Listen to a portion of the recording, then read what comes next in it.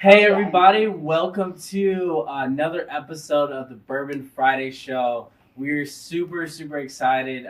This is happening right now. I'm Christian Johnson and Nick Niehaus. and we have an exciting show. We're gonna be talking to the TREX community manager Kathleen Bauer in a second, but also we're gonna be talking a little bit just about how to understand as a company, as a startup. Who's your market, and like what do your customers want, and also really listening to their needs, and how do you build a business around that. So I'm gonna pass it over to Nick, and yeah, we're gonna get started.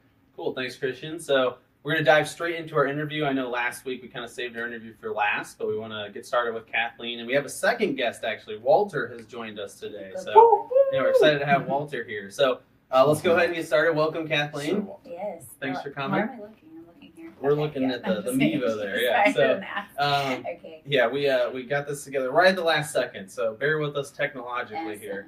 So Kathleen, tell us. You've been with TREX for about 3 years now, or yes. Yep. Since 2014. 2014. So close to 4 years. All right. Yep. Cool. Exciting. So Yep. how did you get started at TREX? I think I remember talking to you about you were actually working at like a Catholic grade school before you started with Yeah. TREX. So yeah, I mean, this was a pretty awesome opportunity for me, but I was the school secretary for Christ the King School in University City, and I was the youngest secretary in the Archdiocese of St. Louis, which is an interesting factoid. I was a nurse there too.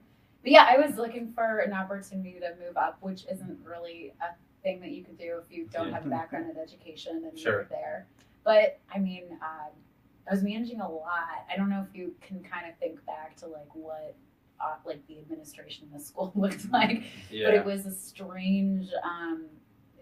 It was kind of like the perfect opportunity for me to learn all about like the inner workings of an office, onboarding new people in a way, giving tours, just like being a good, being a good ambassador for for the organization or the company that you work for in a weird way. So, I mean, that's the way I saw it. At least it was an excellent way for me to get my feet wet and stay really entertained by children. So yeah, I was looking for a way to grow, but I didn't really have it in that environment. Sure, so. you had to move elsewhere to do that. So, considering you now kind of oversee all of us in TREX, how similar are we to Catholic grade school kids?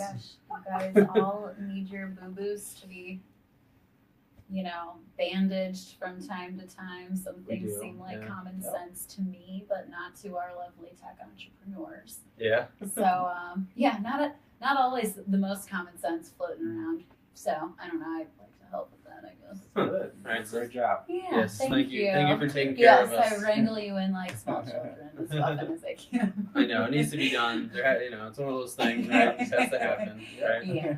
All right, well, let's talk about TREX itself, right? So TREX, as far as I'm aware, was like a completely new model when it launched, right? Yeah. For one, it's nonprofit. I think a lot of people don't realize that that's a big difference. Thank you for reminding our viewers. Yeah. Yes. Really, I mean, at the time of our, the economic development leadership that was coming together with this concept, like at the time that they came together, which was really 2011 is when we say this story begins. There was already a pretty good emphasis on biotech in St. Louis. Really, at the time, that's really what Cortex was doing, like their main deal with the wet labs and everything. We had everything happening out in the county with regards to agricultural technologies, or ag tech, as we say. But at the time, there really wasn't anybody honing their efforts on developing early stage tech in the general sense. Software development, web platforms, anything that kind of touches that world. And I mean, I hope I'm not sounding like a broken record if anybody's taken my tour before, but when you think of some of the better known tech companies, like the big ones that have started, Microsoft, Apple, they really got started out of garages and basements. So hypothetically, all you really need to get started as a tech company in a way is a really good internet connection and a door, maybe, if that. Really a strong internet connection. So why not try to launch something like this in downtown St. Louis? We've got incredibly beautiful, well-preserved buildings, not in a state of decay. They're just sitting here and they just need new life breathed into them. So there was a vested interest on the part of these economic development people that were behind our founding to populate this area because, I mean, as a city with 91 separate municipalities, lacking a strong urban core, logic would tell us and dictate that if you have a strong urban core from which your strength is flowing, right? It's going to affect these greater areas of the city and of the greater St. Louis area. So they really wanted to see downtown work, and the first stab that they made at this was at the old railway exchange. And that's kind of where our story began, as Nick knows. He had an office there, and in a totally different business. And that gave us our name. It was Technology at the Railway X, and we abbreviated that to get TREX, and obviously got a solid brand. So we're going strong now at 200 plus companies actually operating out of this facility. That's awesome. Yeah. So do you have a breakdown? I've always been curious, like what percentage of those are like one person, like just getting started? Oh yeah, no, that's a great question. I would say I could take a stab at it and say it's probably about 30% of the companies in here are just single members. Wow. Yeah, I mean, we've got about a little less than half of the companies that are working in TREX are actually in the incubator renting office space from us, and then we get new members every day. So again, just like for anybody who isn't aware, our whole strategy really since our inception was low to no barriers of entry. So if everyone or most people at least can afford the price point to come in, then you're gonna have a greater mix of people who are around, greater mix of exposure and skill sets, and more than likely greater innovation is going to be sparked through that. I also would like to ask like the importance of community, like that's a big thing, as we know. And how do you see it, like from your perspective, like really growing this community? Like what's really the importance of community here? Yeah, well, it's kind of everything for us. We're a community-based model. Because we're so mission driven, and that's something that kind of sets us apart from other facilities that touch on a lot of what we do, and not in a bad way. I mean, it's just kind of something that we require that you sign a membership agreement, you join for at least 3 months, and then we end up sending you a survey at some point while you're here, so we can ultimately brag about the impact that you're making on St. Louis by making this commitment to be in a space like this in downtown St. Louis. So if we didn't have the membership piece, we wouldn't be able to gather the data. So that's one thing that's very important. If you were just floating through for one day, we don't really, we can't claim that you're a part of this community, right? And more than likely, you're not going to be able to contribute to it. But I mean, community is really incredibly important in the sense that if you don't feel like you're a part of something, you are not going to have that drive to want to contribute to it. If you're passing through somewhere for a week, or maybe if you have a membership somewhere but you don't feel as though you have a strong sense of community in there, you don't really know the people that are working across from you. I don't know. I think just being a part of a mission-driven venture that we are, we're all excruciatingly aware of what we're trying to build in St. Louis. We know what's on the line. We know all the places, the places that we desperately need to improve as a city. And so we like to be the convener of that kind of conversation. Not a lot of lip service going on in here. If we align ourselves with a particular ideology, which is one that is welcoming to everybody.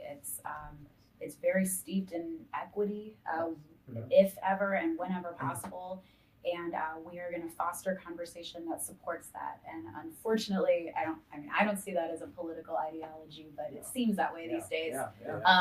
We are one that is about inclusion, if there's any question of that. So I mean, we just because we welcome so many different walks of life in here, I'm continually impressed by the different types of businesses that come in, and just all the different opportunities that I have to learn about something new, connect new people together. The person who comes in that's totally shy and is not like thinking that they have anything to offer, and to see them not just like make a new friend the next day, but like participate in a conversation where they're contributing and possibly like presenting to a big group. You know, so that's, I would say that's like part of it. You know what I'm saying? I don't know if I've explained the tapestry of what community means to me. That's beautiful because that just shows like that's the spirit of TREX. You know, even like how like the Bourbon Friday show started. That just was us coming together and just getting to know each other over an extended period of time. And building relationships. Because one thing we even talked about, hit on last week, was that people do business with people, and that, so business is happening here, and the way we do that is us connecting with each other. That's right. Yeah, that's right. So one kind of last question, and then we'll move on to more of our panel discussion. A big piece of news recently was that St. Louis was not on the final list of 20 cities for Amazon. My God, what it's a bummer. horrible shock to my system. Yeah, I mean, you know, I think some of us were not surprised by that, maybe. But I think what's, you know, I thought from the beginning, I was like, is that really where we should be putting $7 billion worth of, you know, investment and tax breaks and everything? Versus we have these T-Rexes and Cortex and these places where these startups are, you know, kind of flourishing. Like, what do you think the chances are that we could, especially if as a state and a city we invested more of our money into the startup community, what are our chances of building the next Amazon, so to speak, here? I mean, for me personally, I'm kind of participating in a lot of conversations surrounding today we talked a little bit about cybersecurity actually, but particularly geospatial technology. I think for a lot of people this seems very far off. They might have heard about the NGA expansion in the north side, which, you know, really at the time when that was first coming on the scene, super contentious, understandably so. But now that that is occurring, all we can do is look forward to the opportunities that that's going to create. I mean, I think, I don't know how much of the greater St. Louis community is watching this, but like the NGA is, they have the technology which essentially like help us get Bin Laden. That's their like 2-word description of like what they do. But we're talking about mapping. Everything that is tech that is developed now has some integration with mapping software and technology. This is a huge industry. On the other side of things, like I mentioned before, cybersecurity, we are never going to run out of opportunities to sharpen our cybersecurity. Threats are all around us. They, particularly to the United States, were a particular target in that way. So, I mean, now that we're kind of fostering a lot of the conversation around that, and a lot of companies which are developing new technologies surrounding those two verticals, as well as the organizations that are helping invest in those companies and mentor them and help them grow. I think we have all kinds of opportunities and really, really, I don't know, sustainable business models that'll be coming down the pike. But like, I mean, I'm not so like upset about Amazon personally. I don't know. That's just my opinion. Yeah, I mean, a big box retailer that's gonna like knock out all of our local businesses. Like, oh no, like where'd you go? You know, so yeah, I'm happy to support local and help our little guys around here as much as we can. Build these startups. I'm over it. Yeah, that's what we're all about, right? So, all right, as we transition to our panel discussion now, there was one last thing I wanted to point out. I don't know if anybody watching has ever noticed, but if you look at this painting behind us, two ferns. Yeah, if you look up here, there is a little friend kind of embedded in our painting here, and this is something that Kathleen likes to do. So, how many paintings have you added a T-Rex to? Oh gosh, I mean in total, I don't know, probably like 30. Maybe. Yeah, say at least it's not like so many, but that's a lot. I've never made like maybe 2 paintings in my life. Right? Yeah, less yard sale, more like like a thrift shop and some estate sales. Okay. There's a difference, Christian. Yeah. Yard sale versus estate sale. Thank you. Yes, there's a big difference. Yeah, that one was I think from an estate sale, and they run me like a couple bucks. I don't know, but I signed them at the bottom with my initials. It's KB plus the initials of the other person. 'Cause, you gotta. Yeah. That's great. So if you ever visit T-Rex, walk around the building and see if you can find all the Oh, and T-Rexes. if I may just tell you, Definitely do you know what this symbolism is here? Does anybody know? This is what's called. Oh, So they're all the Tina. girl, They're all yes. Tina Yes. Rex. The T-Rex, yeah. Because we have a lot of female leadership driving this facility. Oh, yeah. Little known fact. Shout out to Dr. Patricia Hagen. Yeah. So the idea here is this painting would have been maybe kind of crusty. I don't know. Maybe somebody look at this and go, I would love that on my wall. Yeah. Some of these paintings are purely heinous. Like there's no getting around it. They're real bad. There's Some some of bad it's ones, some amateur art that is just bad. Sure. And it is my belief and others that by incorporating the T-Rex into it, it is breathing new life into it. And Okay. it's never disrupting the scene that it is a part of. It is like enhancing the scene that it is a part of and making it more desirable. And this is ultimately what we were trying to do with some of the long forgotten or overlooked parts of our great city. Wow. So that's our awesome. presence is similar to Tina's presence within her paintings. Yeah. Wow. This Yeah. is this is how I feel about all art. I look at it and I'm like, I don't know. And somebody explains it to me, and I'm like, I get that. I mean, that makes a lot of sense. All art. I'm just not smart enough to figure it out on my own. So Yeah. all right, well let's I think we have a few minutes left. Miss Producer, how much time do we have left? Been on for 16 minutes. 16. Oh my Okay, goodness. so let's give it about Okay. 5 minutes. So Christian, you want to kind of kick off our panel discussion today? Yeah, definitely. So I really loved how Kathleen was talking about, actually with the painting, like something breathing in new life. And when I think about T-Rex and what it embodies is like startups coming into a space like this with the idea and saying like, I wanna grow my business. And one thing we wanted to talk specifically about today is like when you're trying to grow your own business, first understanding how to really listen to your audience, listen to the needs. So when T-Rex started, it was founded based on understanding the needs of not only our St. Louis community, but also to the startups. A lot of spaces, co-working spaces, they may have a higher level of entry into that space, but they saw the need and said, we need a low barrier to entry, and really helping incubate these startups. So yeah. So yeah, I think one thing that I've seen a lot of, not necessarily within T-Rex, but it's pretty common in the startup world, is people that think they have a great idea. Maybe they're scratching their own itch, they're solving a problem, and they build out an entire company, right? They spend months developing an idea and pricing and marketing strategy, and then they don't ever ask anybody if they actually wanted what they're trying to sell, right? True. So, how, I guess, you get more exposure to this. Like, have you seen a lot of that happen in T-Rex, or is that less common? And that's here? really, I think when the hope is that you catch somebody kind of when they're in the concept phase. If anybody tells you it's like Uber but for, or like it's like Facebook, but except it's like, all right, hopefully they'll, I'm never going to be the person to be like, that's lame, but it's not me, it's not my job.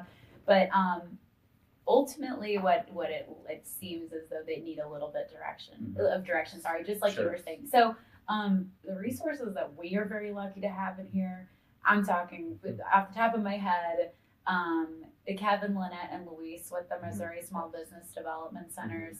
This is a federally funded program. It's free. All you have to do is sit down with the nicest people in the world and have them listen to you for a bit. And they just talk you through the process. More than likely, if you have something that doesn't have legs, you probably haven't developed a business plan. You haven't thought through the business plan process. You probably haven't done the business canvas. And just getting to those resources before you've sunk a ton of money into the whole operation is good. Just doing it in the appropriate steps. If you have sunk a bunch of money in the operation, you still super believe in it, no problem. You can still get the mentorship, and maybe there is an opportunity for for somebody to spark some life into it. But, you know, we have resources like that. Not to mention, I mean, I-10, when they take you when you're a little bit past the point of being like a half-baked idea, bring you in, listen to your whole concept, hook you up with those resources that you need. They're connected with everybody. That's also totally free. Okay. So it's like, I mean, all TREX is doing is like, you don't have to be a member of TREX to take advantage of these resources. We are just putting a magnifying glass on these guys that you might not know about already. So, you know, we are not I-10, we are not Arch Grants. We are very proud to house them in the space, but and I'm proud to be so I'm the founder of a company called Multipass, and we're actually a I-10 company, and we have mentors, and we get to sit with them often and go through business model canvas, all these different things, and it's really cool just having somebody that has been down that road and listens to you and calls you out on things that are not right, and then you know, you come back and say, okay, you fix those things. So that's really great, even about this space that you have I-10 and Arch Grants, where it's $50,000 for grant. Actually, they'll be opening up very soon for the next round, February 1st, actually. So cool. Yeah, I just had a conversation with somebody yesterday who was saying they were working with a client who felt like if they just improved the code, if they just kept their head down and they kept working on the code, that the business would be solved. And like, you might think that you know everything because you only know what you know, or you don't know what you don't know, kind of thing. So there are some business experts that are out there that might not know the most intricate details of writing code in this particular language, but they can look at the bigger picture and help you see things that you might have not noticed already, you know, because they're a non-technical perspective, and that's equally as important. Exactly. So thank you. And just like my last 2 cents on that, like we do get wrapped up here. I think it surprises me how often people overlook just calling potential customers and asking them what they want. You know, I mean, it's like one of the things that we did, we work with real estate agents, and that was actually an industry we kind of pivoted into when we had a theory that what we were already doing would fit really well for realtors. But instead of just doing it, we actually, I mean, we put together a little bit of a description of what we would do, and then we interviewed about 20 real estate agents. And we really made sure that we understood, is this what they want? Is the pricing making sense? Are they going to be willing to pay for it? And then the additional benefit of that is that once you refine it and you have it ready to go, you have customers that are ready to buy it from you, right? And I think when you're first launching, like if you can have 5 to 10 customers like ready to go, ready to pay, especially if you have a higher dollar item or service you're putting out there, that's really obviously huge, right? So just asking people questions is pretty simple, right? Just ask questions. On a final note, last week we talked about just taking action, but in this week we're talking about just listening first, and understanding who your customers are. But thank you guys so much for joining us for another episode of the Bourbon Friday Show. It was such a pleasure talking to you, Kathleen. Yes, thank you for joining us. Definitely appreciate it. So look out for next week. Please share, comment. If you have somebody that you think that we should interview, or if you want to get interviewed yourself, you have a startup or just questions, please contact us, hit us up, share this, like, share. Boom. All right, guys. All right. See you guys Thanks next for watching. week. Bye. Talk to you later.